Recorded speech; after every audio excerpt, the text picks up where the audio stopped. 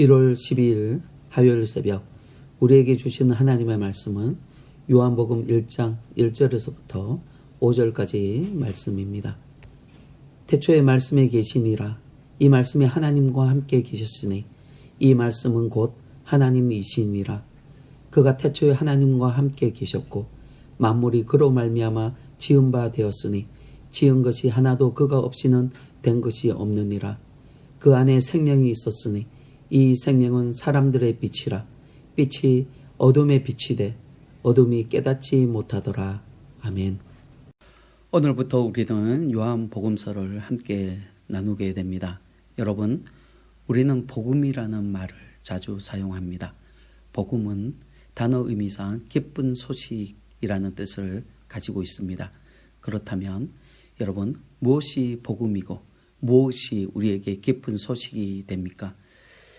요한복음 3장 16절 말씀을 보시면 하나님의 세상을 이처럼 사랑하사 독생자를 주셨으니 이는 저를 믿는 자마다 멸망치 않고 영생을 얻게 하려 하심이라 라고 말씀합니다. 여러분, 이것이 복음이고 우리에게 기쁜 소식이 되는 것입니다. 하나님이 세상을 이처럼 사랑하사 독생자를 주셨는데 바로 그 독생자가 우리 예수님이십니다. 하나님께서 우리를 사랑하사 독생자 예수님께서 이 땅에 오셨습니다. 예수님이 이 땅에 오신 것이 바로 기쁜 소식이고 복음입니다. 그래서 예수님의 오심을 기록한 것이 바로 복음서입니다. 여러분, 성경에는 4개의 복음서가 있습니다. 마태, 마가, 그리고 누가와 요한복음서입니다. 그렇다면 여러분, 복음서가 왜 4개씩이나 있어야 합니까? 한 것만 있으면 안 됩니까? 복음서가 4권이 되는 이유에 대하여 여러 가지 주장들이 있을 수 있습니다. 하지만 그 중에 가장 확실한 주장은 세상 모든 사람들이 저마다 배경과 성격이 다 다르기 때문입니다. 사람들마다 다 다른 배경을 가지고 있습니다. 자기들만의 시대적, 역사적, 지역적 배경들을 가지고 살아갑니다. 그 다양한 배경 속에서 복음이 선포되어도 전혀 문제없이 저들이 다 받아들일 수 있도록 하나님께서는 4개의 복음서를 우리에게 주셨습니다. 먼저 마태복음은 세리였던 마태가 기록한 복음서입니다. 이는 유대인을 대상으로 기록한 복음서입니다. 마태복음은 예수 그리스도를 설명할 때 유대인들이 쉽게 이해할 수 있도록 기록하였습니다. 특히 마태복음 1장에서 소개하고 있는 족보는 유대인들의 족보입니다. 자신들의 조상에 관한 이야기로 듣게 되는 것입니다. 그리고 마태복음서에서는 예수 그리스도를 메시아로 소개하는 장면이 나오기도 하고 예수님을 유대인의 왕으로 강조하는 장면도 나옵니다. 이런 장면을 통하여 유대인들이 예수님을 그리스도로 쉽게 받아들일 수 있게 한다는 것입니다. 그리고 두 번째로 마가복음이 나옵니다. 마가복음은 이방인을 대상으로 하고 있습니다. 특히 로마 사람들을 주 대상으로 기록하고 있습니다. 로마인들이 예수 그리스도에 관심을 가질 수 있도록 합니다. 그래서 마가복음에는 족보가 나오지 않습니다. 다만 예수 그리스도를 종의 모습으로 그리고 있습니다. 예수님의 오심은 섬김을 받으려 함이 아니라 섬기려 왔다라는 완전한 종의 모습을 보여주고 있습니다. 이방인을 섬기는 그런 모습을 마가복음에서 보여줍니다. 그리고 세 번째 누가복음입니다. 누가복음은 헬라의 문화와 사고방식에 맞추어서 기록하고 있습니다. 이는 지식인 계층, 학자나 철학자 등 교육을 많이 받은 사람들이 관심을 갖도록 기록하고 있는 것입니다. 그래서 누가복음에서는 글의 어떤 형식이 서론, 본론, 결론, 그리고 저자 아니면 쓰게 된 경위, 목적 등 이렇게 글의 형식이 잘 갖추어져 기록되어져 있습니다. 그리고 누가복음은 예수 그리스도가 온 인류를 위한 완전한 구원자이심을 강조하고 있습니다. 그래서 누가복음에서 족보가 나오는데 이 족보는 마태복음의 족보와는 다르게 아브라함 때부터가 아닌 아담과 그 위에 하나님까지 올라가고 있는 것을 볼 수 있습니다.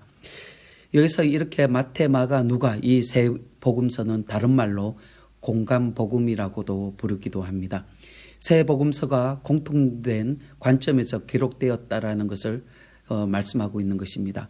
공감복음, 바로 마태, 마가, 누가복음은 거의 예수님의 갈릴리 사역을 중심으로 기록하고 있습니다. 내용들도 새 복음서가 거의 동일한 사건들을 다루고 있습니다. 하지만 오늘부터 우리가 함께 나눌 요한복음은 공감복음과는 다른 관점을 가지고 있습니다.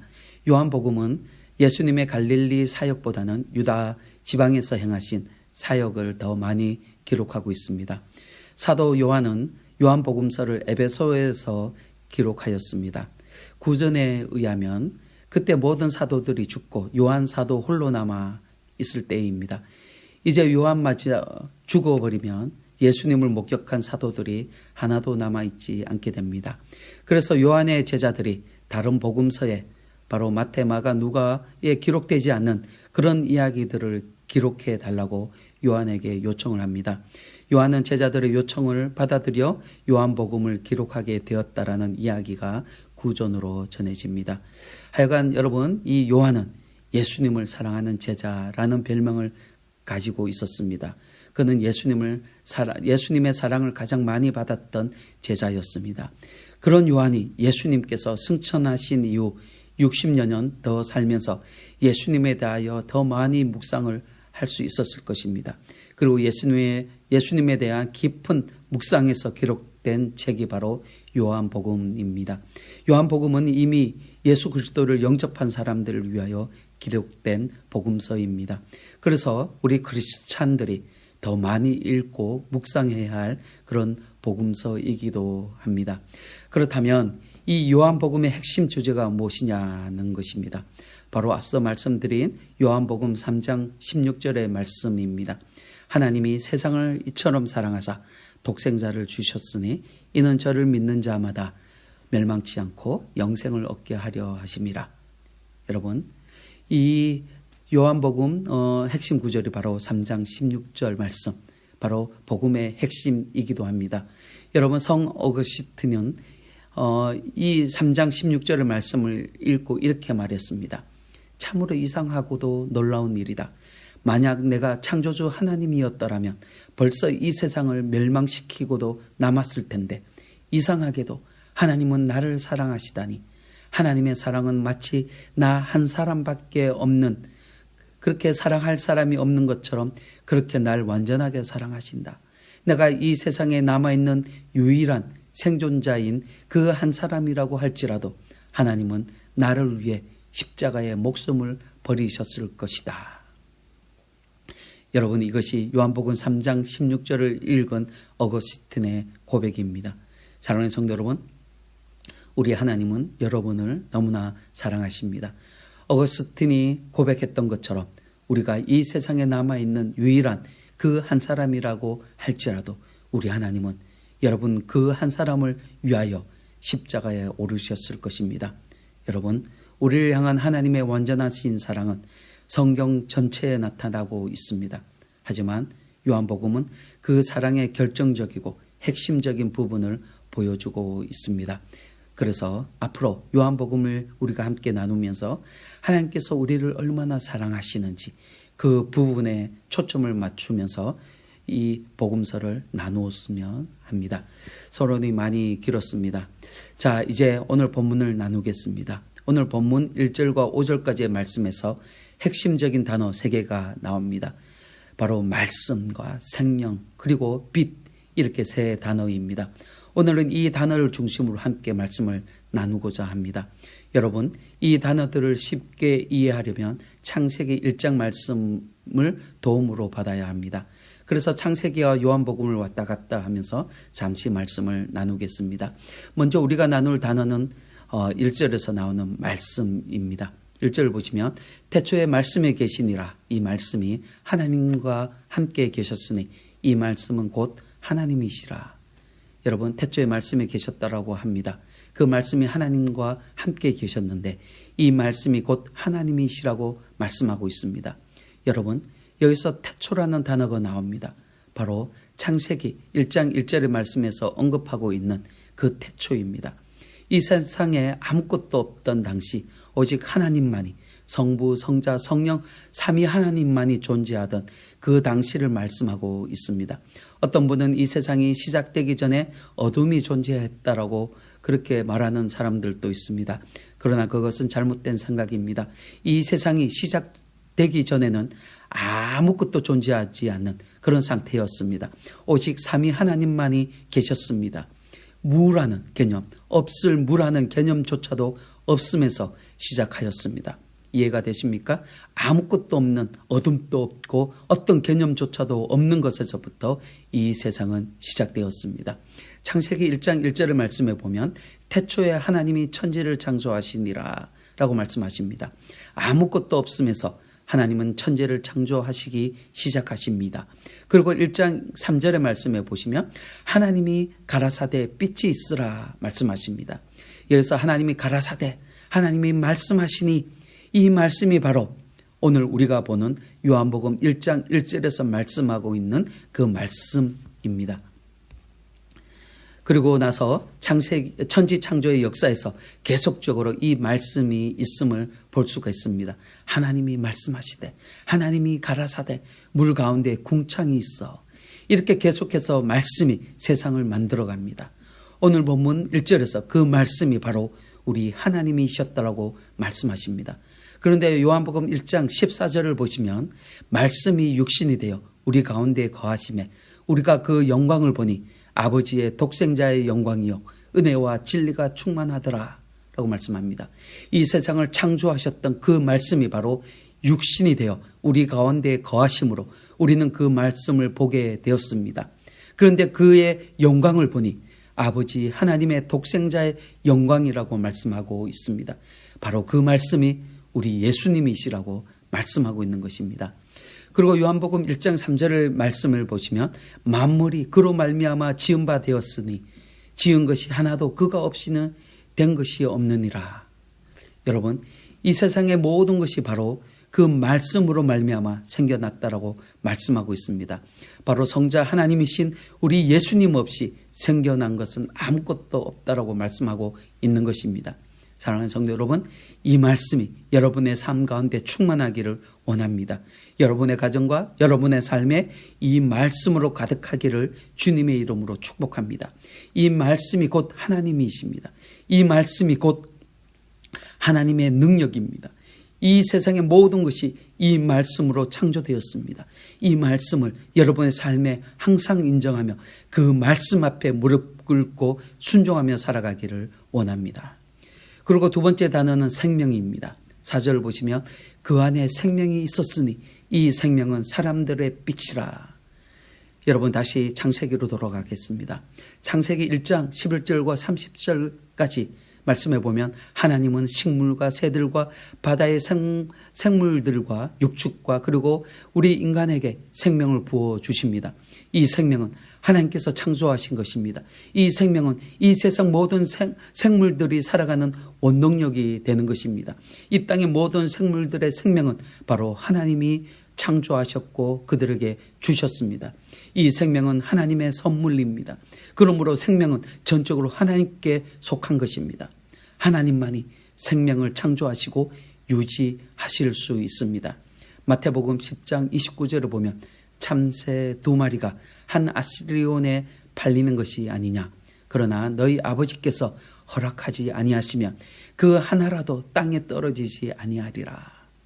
여러분, 이 말씀은 참새 한 마리의 생명도 그 작은 아주 하찮은 그 참새의 생명도 하나님이 주관하신다라고 말씀하고 있습니다. 하지만 여러분, 사람들은 이 생명의 창조주이시며 주관자 대신 하나님을 배반하였습니다. 그래서 인간에게 생명이 소멸되고 말았습니다. 이 세상은 타락함으로 인하여 생명을 더 이상 유지할 수 없게 되었습니다. 하나님을 떠난 사람들은 살아있는 듯하나 사실은 죽은 존재입니다. 하나님을 떠나서는 생명을 부여받고 유지할 수 있는 그런 힘이 없습니다. 포도나무에 가지가 떨어지면 곧 말라 죽게 되듯이 말입니다. 여러분, 하나님을 떠난다라는 것, 곧 생명이 없다라는 것이고 이것은 죽었다라는 것입니다. 요한복음에서 우리가 시작하면 이 요한복음을 시작하면서 생명의 창조주이신 하나님께서 우리에게 오셨다라고 말씀하고 있습니다. 이것은 창조의 회복, 생명의 회복을 이야기하고 있는 것입니다. 첫사람인 아담이 하나님을 배반함으로 생명나무가 있는 에덴 동산에서 쫓겨났습니다. 그리고 그 이후에 더 이상 아담의 모든 후손들은 이 생명의 열매를 따먹을 수가 없었습니다. 이 생명의 창조자이시며 부여자이시며 유지하시는 하나님께서 친히 이 땅에 오셔서 아담으로 인하여 잃어버린 그 생명을 우리에게 주시겠다라고 말씀하고 있는 것입니다. 사랑하는 성도 여러분, 이 말씀이 우리에게 가장 귀한 축복의 말씀이라는 것을 여러분 알고 계십니까? 여러분, 사실 축복이 다른 것이 아니라 이 생명 자체가 축복입니다. 우리는 이 말씀을 통하여 이제는 더 이상 죽음과는 상관이 없는 존재가 되었습니다. 우리는 더 이상 죽음으로 인하여 두려워하거나 죽음에 얽매여 살아갈 필요가 없는 죽음으로부터 완전한 자유자가 되었음을 여러분 믿으시길 바랍니다. 그리고 이 생명은 빛을 통하여 우리에게 찾아오십니다. 그래서 이 시간 나눌 세 번째 단어는 빛입니다. 4절을 보시면 이 생명은 모든 사람의 빛이라고 말씀하고 있습니다. 그동안 사람들은 사망이라는 어둠에 갇혀 살았지만 이제 이 생명으로 인하여 빛을 회복하게 되었습니다. 그리고 5절에서 이 빛이 어둠의 빛이니 어둠은 빛을 이기지 못한다라고 말씀하고 있습니다. 여러분, 어두운 밤에 빛을 비추면 어둠은 물러가게 됩니다. 이와 같이 빛이 비치고 나면 여러분, 어둠은 그 빛을 이기지 못하고 물러가게 된다는 말씀입니다. 어둠에 갇혀 있던 사람들이 이제는 생명의 빛 대신 예수 그리스도로 인하여 빛 가운데 살게 되었습니다. 여러분, 어둠은 세상 사망의 세력입니다. 이제 사망은 더 이상 힘을 쓰지 못합니다. 빛이신 예수 그리스도가 우리 안에 있으면 더 이상 죽음의 그림자가 우리를 주장하지 못하고 괴롭히지 못함을 여러분 믿으시길 바랍니다. 사랑하는 성도 여러분, 사망은 이제 우리의 적수가 되지 못합니다. 예수 그리스도를 믿는 사람들에게 죽음이라는 의미는 단지 하나님의 나라로 바로 천국으로 가는 하나의 과정일 뿐 우리에게는 더 이상 어떤 의미가 없음을 여러분 믿으시길 바랍니다. 고린도후서 4장 6절의 말씀을 통해 사도 바울은 이렇게 말합니다. 어두운 데서 빛이 비추리라 하시던 그 하나님께서 예수 그리스도의 얼굴에 있는 하나님의 영광을 아는 빛을 우리 마음에 비추셨느니라. 예수 그리스도의 얼굴에 있는 하나님의 영광을 아는 그 빛이 여러분의 마음을 비추고 있습니다. 예수 그리스도를 믿는 우리 성도님들의 마음에 그 빛이 비추어졌습니다. 그리고 이 빛은 여러분을 떠나지 않을 것이고 영원토록 여러분과 함께 하십니다. 요한계시록 22장 5절의 말씀에 다시 밤이 없겠고 등불과 햇빛이 쓸데없으니 이는 주 하나님이 저에게 비추심이라. 예수 그리스도의 빛으로 인하여 세상의 어두움은 이제 더 이상 우리를 덮지 못하고 우리를 묶지 못합니다. 세상의 다른 어떤 것이 우리의 빛이 될 수가 없으며 오직 예수 그리스도가 우리의 빛이시며 그 빛은 우리를 영원토록 비추게 될 것입니다. 여러분, 이제 말씀을 맺습니다. 여러분이 이 시간 여러분의 삶 가운데 오직 생명으로 인도하는 예수 그리스도의 빛이 여러분의 삶 가운데 영원토록 비춰지기를 주님의 이름으로 축복합니다. 그래서 여러분 가운데 생명, 그 영원한 생명이 가득한 삶을 갈 수 있도록 주님의 이름으로 축원합니다. 아멘.